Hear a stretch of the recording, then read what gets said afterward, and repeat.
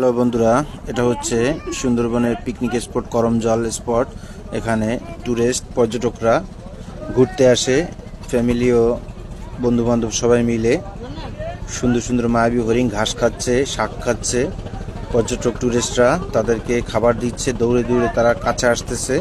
খুবই মনোরম একটা প্রাকৃতিক দৃশ্য আপনাদের দেখানোর জন্য তুলে নিলাম। হাজার হাজার লোক এখানে ঘুরতে আসছে, ফ্যামিলি বাচ্চাদের নিয়ে, বন্ধুবান্ধবদের নিয়ে, ফ্যামিলি সবাই মিলে।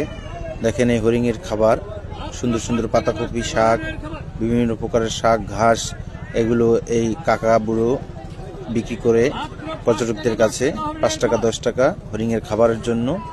ছোট ছোট দোকান আছে পাশেই, চা পানের দোকান, কোল্ড ড্রিঙ্কস, ঠান্ডা জাতীয় বিভিন্ন ধরনের ঝালমুড়ি, বিভিন্ন ধরনের খাবারের দোকান রয়েছে। সুন্দর সুন্দর দেখেন পর্যটকরা খাচ্ছে, হরিণের জন্য নিচ্ছে কলা রুটি, এখানে ঝালমুড়ি খাচ্ছে পর্যটকরা। আমরাও কিছু খেয়ে নিলাম। খুবই সুন্দর পরিবেশটা। সুন্দরবনের গহীন শহর থেকে অনেক দূরে, খুব সুন্দরী দেখতে, ভালোই লাগছে। হাজার হাজার দর্শক চলে এসেছে সুন্দরবন করমজল স্পটে। দেখেন টুরিস্টের বোটগুলো, জালি বোট, সুন্দরবন মংলা সমুদ্র বন্দরের টুরিস্ট পর্যটক যে বোটগুলা একের পর এক সিরিয়ালে